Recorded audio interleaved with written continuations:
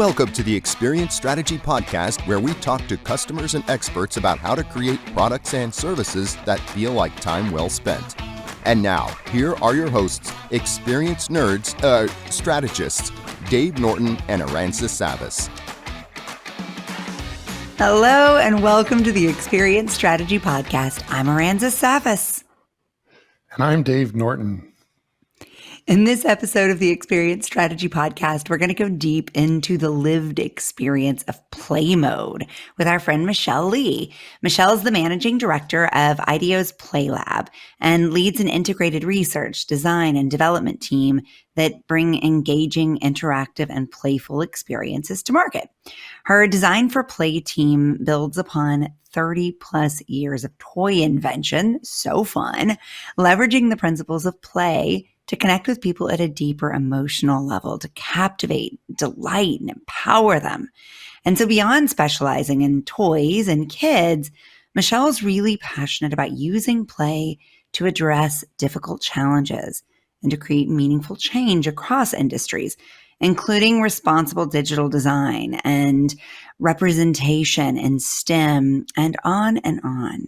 So today we're going to dig into Michelle's vast expertise to help us really understand the mindsets and the behaviors associated with play mode and how we as experienced strategists can tap into the power of play with the experiences that we are responsible for creating.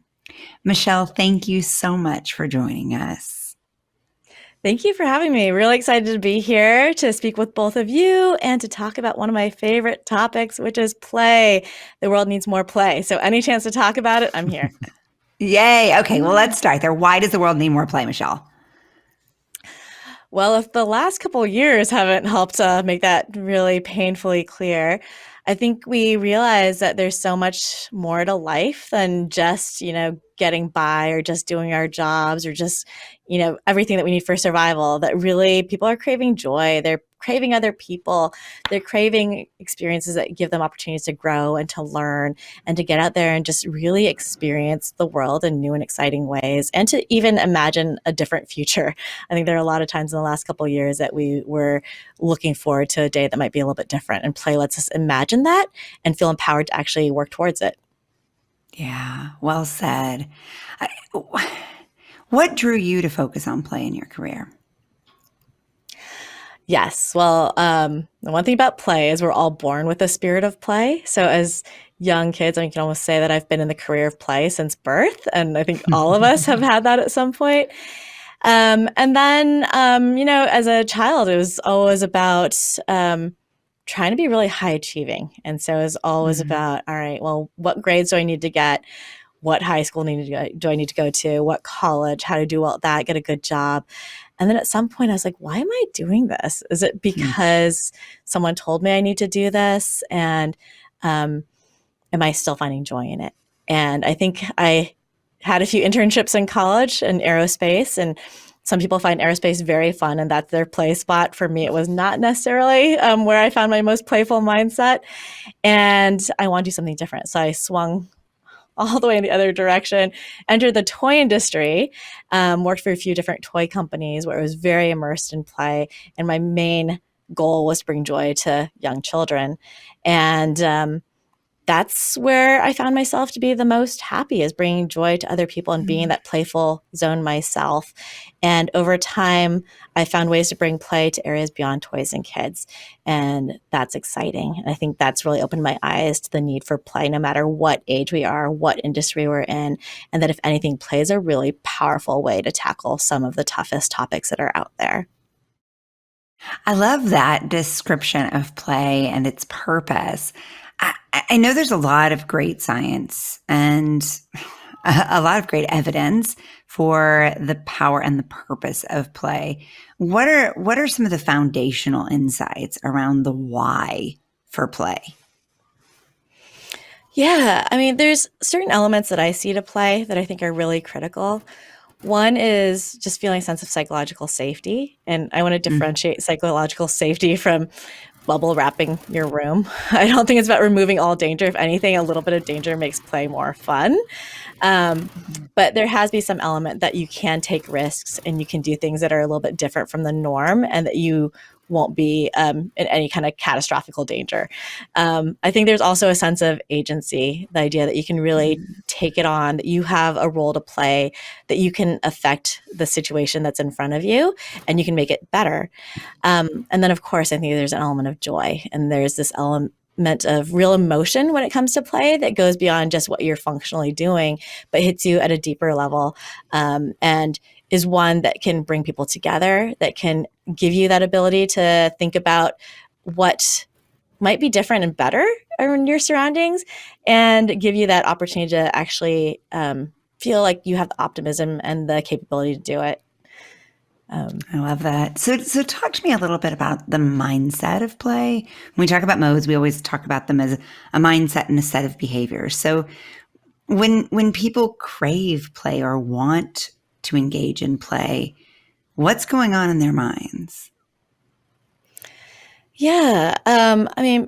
Play, I think, being categorized as a mindset, that's why we like to talk about it as well. There's the action of play, and we love that play is a verb and is something you can actually do, and you can really see yourself really immersed in it. But there is something more to it. And I think this is where people get confused, because when they're like, well, why would you bring play to something really serious? Does that just make light of it? And I don't think that's the case at all. It's not about going in there and having boisterous laughter, although you might hear some in the background because I am working in a toy invention studio. But it's about a way of thinking where you feel like you can see something different, where you can escape from the reality that you see today. You can elevate above the constraints that you have, whether that be time or budget, people's expectations of you, which can really keep you in a mode where you feel like you can't do much, where you're powerless. And so play instead frees you from that and gives you a chance to really imagine a different world. And that's the first step to be able to achieve that different world. It's so beautifully said, so inspiring. And I know Dave and I are already sort of swirling with thoughts about what this means to commercialize play and how brands can use this. But before we get there, I want to talk a little bit about the action of play that you alluded to. What does play look like? Maybe give us a few examples. It's so funny. I hear this fluttering behind you, and I will say that my imagination, speaking of imagination, immediately was picturing the snitch in Harry Potter in the game. Yes. That was the sound to me. It's an interesting sort of translation of the nature of play. Yes. No, I mean, if you hear laughter, there's definitely laughter happening in the background. I think that's the one thing people think about when they imagine play. But play, again, being a mindset, can look like many different things. Like in a state of play, if it really is about taking yourself out of the current state of reality, that could be everything from feeling really zen when you're on a run, or when you're doing yoga and you just feel like you're in a state of flow that takes you to a different place than what might physically be surrounding you and the people that are actually in your surroundings. Or it could be engaging in a sport that's a lot more boisterous. It could be being in a brainstorm where you're coming up with new ideas with other people, but you're freed again from what you see in front of you that maybe people have told you it needs to be that way. And you're giving yourself that permission to dream and to really explore. And that could be with your mind, but it could be with your body. There's a lot of physical play that's really fun. And it could be with your voice. So, I mean, singing, acting, all of that could be play.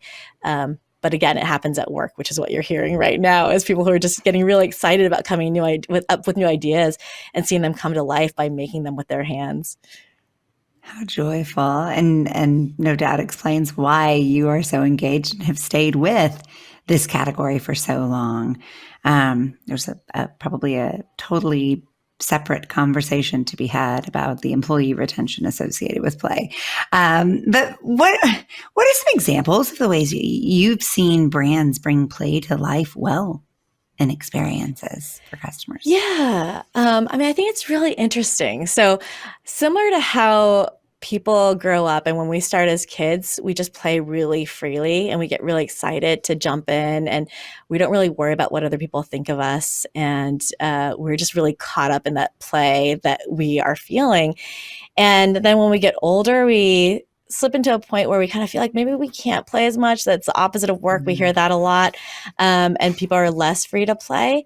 I actually see that mirrored in the way businesses act. So you'll see a lot of startups that are more playful, and that's what gets everyone's attention. And that's what brings in the talent. And that's what helps them really kind of break out of the box and come up with fresh new ideas that are innovative that the older organizations maybe have not picked up on because they're kind of doing things and they're kind of caught up in their day to day. And so, I mean, you see this in a lot of the early companies. Ones that I think of right away are Lyft, and how initially they had like the big pink mustache in front, and people would get in the car and they'd give the driver a fist bump. Or, the Mini early days, they also had a whole club where when you were waiting for your Mini to be customized, they'd send you these kits with stickers. They'd make you part of their driving club.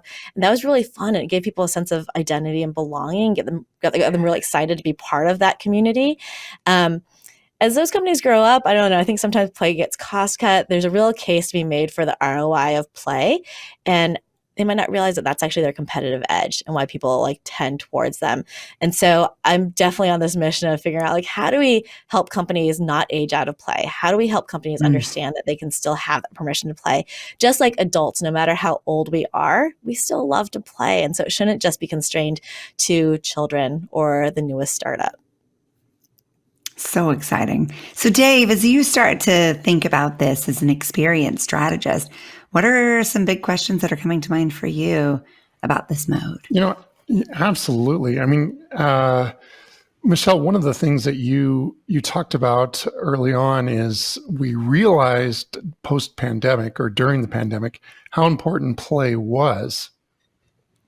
I'm thinking about all of these people today in working situations where they want to do remote work simply because it gives them more ability to be where they want to be, do what they need to do, to relax, to kind of get engaged. And yet they're not playing necessarily with other people in their companies.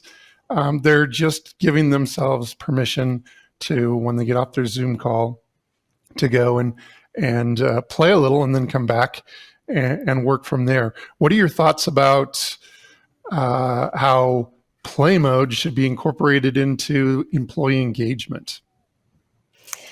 Yes. So I mentioned earlier that a lot of people say that play is the opposite of work, and we firmly believe that's not the case. Brendan Boyle, who started the Play Lab, is always saying that play and work are the same, that they should be the same. And that is how we really set up our group here. I think IDEO in general has always had a playful atmosphere that people associate with us. And it's strongly tied to creativity is one of the things that we see, is because, as I mentioned before, if you have that psychological safety with a playful mindset, you're much more able to take risks. And that allows you to bring your whole self to work. It allows you to engage with your coworkers in a way where you can raise brand new ideas. And some of them might be pretty wacky, but you know that they'll be accepted. And if anything, that your coworkers will build on them and make them even more interesting, or find ways to take their extremely wild ideas and rein them into something that's actually doable. So that's something that's important for us. And you see that come forth in even just how we set the mood. A lot of times we'll have creative warm-ups where we have people engage in either an imagination activity or something where they have to get up and be physically active. There's one where we like to have people just blast off to the moon and imagine what that journey is like. And that just sets them up for this situation where they can dream, where they can think a little bit wider. And we associate a lot with how we think about the design process as well. If anything, we take the three parts of the design process, which people will typically talk about. There's an inspiration phase, an ideation phase, and implementation phase. And we've equated those to play modes. So inspiration is a lot of like role play, where you're able to step outside of your head. You can step in into other people's shoes. You can imagine what life might be like from those others' perspectives. Ideation is a lot of exploratory play where you're able to think outside of the box. And that's when, kids look at a cardboard box and like, hey, that's a rocket ship. It's a store. It's a house. But how do you do that with things around you where you're like, this is not just a pen. What else could I use this for? And that gets you to be really creative. And then that last step, implementation, we equate with constructive play, where it really is about like, how do you start making things more tangible. And that could be a physical build where you're putting things together and just saying like, what does it feel like? What does it look like in my hand? And it gives you something to talk to other people with and really communicate the idea in a more tangible way that they can grasp and actually feel viscerally. But it can also be role play, which we do quite a lot as a way to make things tangible, which might just be helping a client imagine how they might relate to different stakeholders in new ways if we give them a new scenario that they haven't imagined before. So whereas we might have a group that has only engage with their membership as a way to raise funds, what happens when you start actually engaging with them to like collaborate or bring them into a co-design process? If you can actually just set up that condition and have them be like, go, like, I know you have a certain relationship now, but we're going to put that to the side, step into this play space. We're 10 years in the future, and now you can engage with these members in a different way. What does that open up? What does that make you feel? All of that's part of constructive play and making it implementing these ideas. I love it a lot. This is going to sound really crazy, but way back when we used to have these highly facilitated meetings where we would, when companies would hire consultants to come in, the consultants were expected to show up with all kinds of different activities and exercises that they could do to engage the crowd, to keep people going. Then I think there was a real turn that occurred once people started watching The Office, where they were like, these overly facilitated meetings are not all that funny, or they're really funny if you look at them from that standpoint. And so a lot of us backed off on how facilitated we were about the things that we were doing. What I imagine when you're describing this, Michelle, is that we're moving into a place where people come into work principally to engage with others around a specific purpose. And the environment and the facilitation are designed to really help them to engage around that. I imagine that play mode is going to reemerge as being very important as people can choose whether or not they want to work alone at home or come into the office and work alongside someone else for the express purpose of really accomplishing something important. So who knows? Maybe the office didn't kill everything.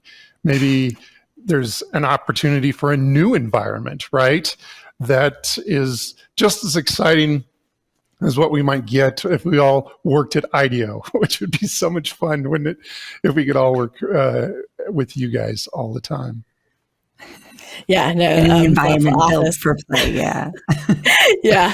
No, the office is fun in its own right, but yeah, it gave us a lot to pause at in terms of what does work actually need to be and what have we assumed was the way work had to be that can actually change. But yeah, no, it's interesting. I think hybrid will be an interesting time when we figure out what is the future of work. And we're still experimenting here. We have a great building. I'm physically in the office. And as you can hear, other people are here too. And last week, we actually brought a bunch of our employees to be in one place here in San Francisco, including a lot of people who've gone remote. And there was so much energy. I think we still have a lot of good energy when we're remote. We found new ways and new rituals to make that work. But there really was so much great bonding time. And I think we got to know each other at a whole different level when we're all here in the office together as well. Yeah. So that goes again to, I think, the intangibles of play. And you mentioned proving the ROI of play. I think so many experienced strategists are going to be curious to understand how you measure that success. Yes. So I think this is one that we are also still trying to unravel. I think ROI, when you are trying to look at the metrics that have been used before, it is really tricky. Although, I mean, when you think about it, engagement, how do you think about engagement? And you probably see it trickle through in some ways. Whether or not you can tie it directly back to those playful methods, that's another piece. But I mean, definitely, you can look at the number of ideas that are generated in a brainstorm that is more playful, where you hear more laughter. You can look at how much more innovative some of those ideas are and how much they differ from what's already been done or what you see the competition doing. And I think it definitely helps in some of those creative environments. But I think even in other places where it's not, as much on the plate where you have to come up with new ideas all the time, you can see it in retention. Do people come back over and over again? Mm-hmm. Do they feel like they are comfortable being around their coworkers and that they can actually bring themselves to work in a more full and joyous way? Do they stay longer at work because they're not rushing to leave and go home right away because they actually enjoy what they're doing and they enjoy the people that they're around? So I think there are ways that you can look at this and see how that filters through on some of the traditional metrics as well. But you also have to be really, I think, purposeful in how you create those playful conditions and know that you're doing it. And that's something that our team focuses on. This is why we hire game designers and experiential designers alongside more of the traditional design disciplines, is because we are always thinking about, like, how do we set up the conditions for play? And then what do we expect to happen if we set up those conditions? So we think of a play and playful mindsets in terms of transformations, and what is a state that people come into a situation with? What do we hope they leave with? Or if we don't have a planned state, like, what are we surprised by when they come out? Like, do they feel more relaxed? Do they feel more energized? And how is what we did in setting up that playful condition filtering through and leading to those results? Aransas, one of the things that's just striking me about play in general is it is a transitional or transitory mode. At least the way, Michelle, you seem to be describing it.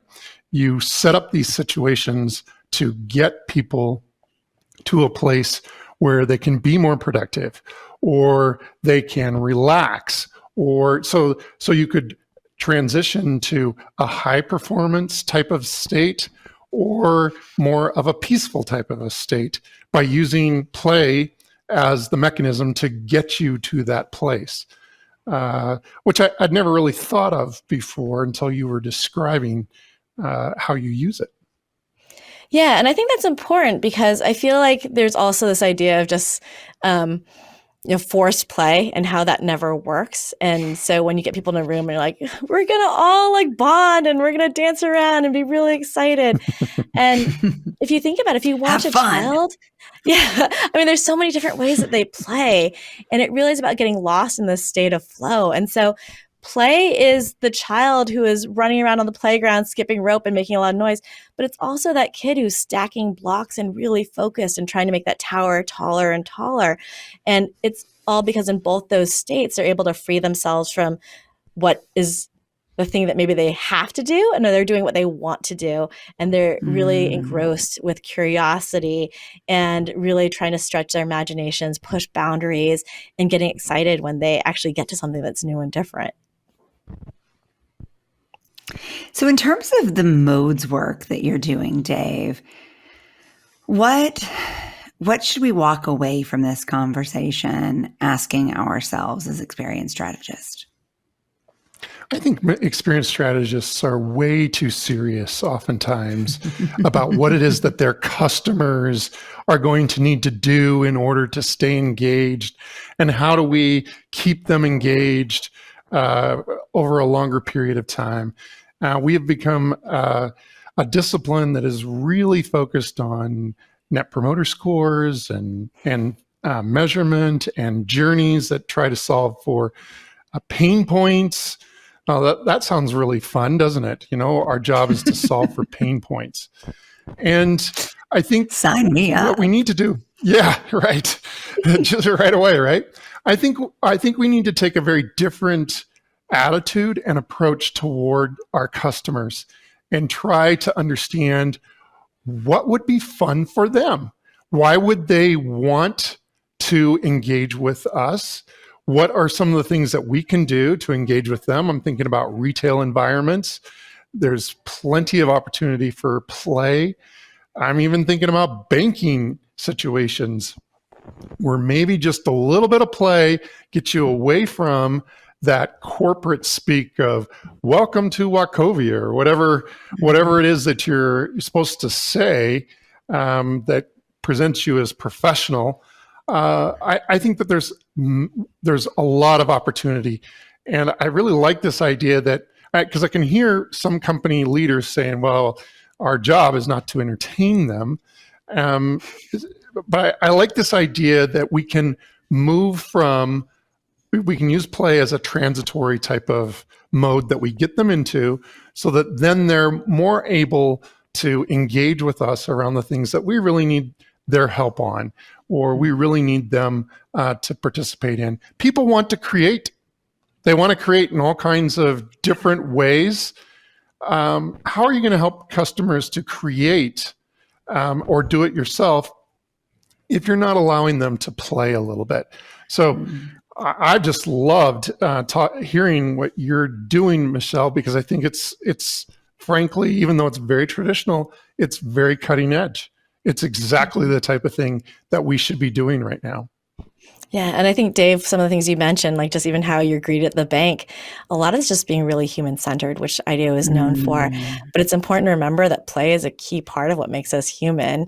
Humans continue to grow and learn no matter what age we are. And play is one of those great vehicles for enabling us to learn in ways that are joyful and allows those lessons to be really meaningful for us. And so if we want to create really human-centered experiences, we can't leave joy out. We can't put play to the side. It's core to who we are, and it's universal to many different people.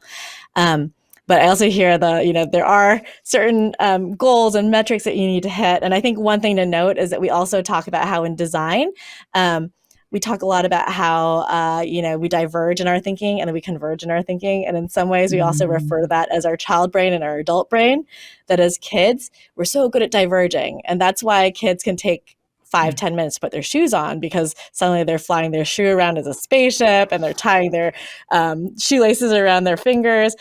But that's all really creative. They're finding new ways to engage with the objects that are around them. But at some point, you still need to leave the house. So that's when you have to put the adult hat on and be like, okay, let's converge. Like, now that we've had a chance to diverge and try all these different possibilities, where do those metrics come in? Where do those responsibilities come in, so that we can start constraining some of those ideas, figure out what are the best ones and figure out how to implement them and make them real, and then carry them through.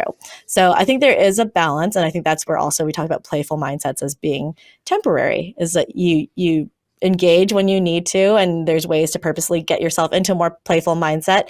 But then there might be times that you do need to be like, okay, let's bring reality back in and make sure that we're meeting the goals and the things that we need to hit.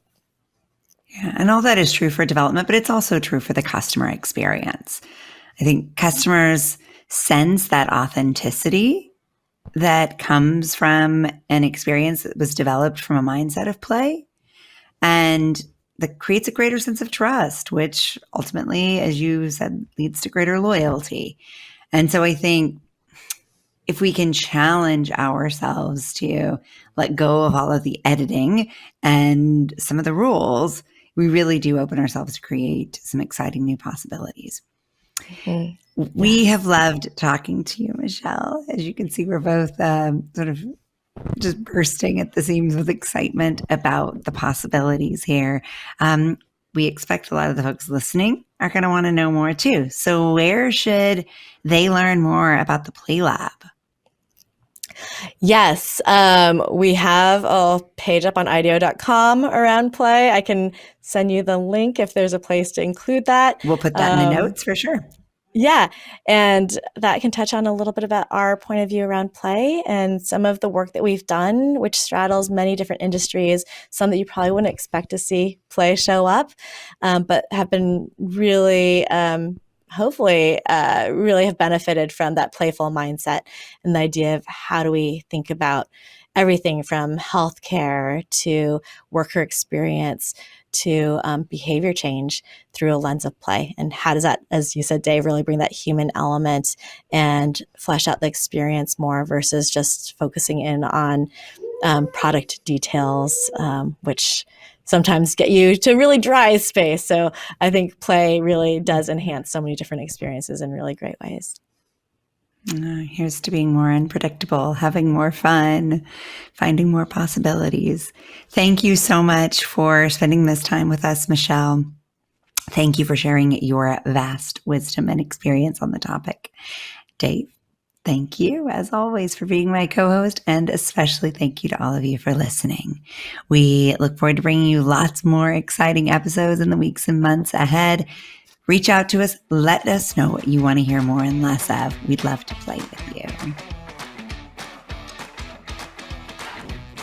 Thank you for listening to the Experience Strategy Podcast. If you're having fun nerding out with us, please follow and share wherever you listen to your favorite podcasts.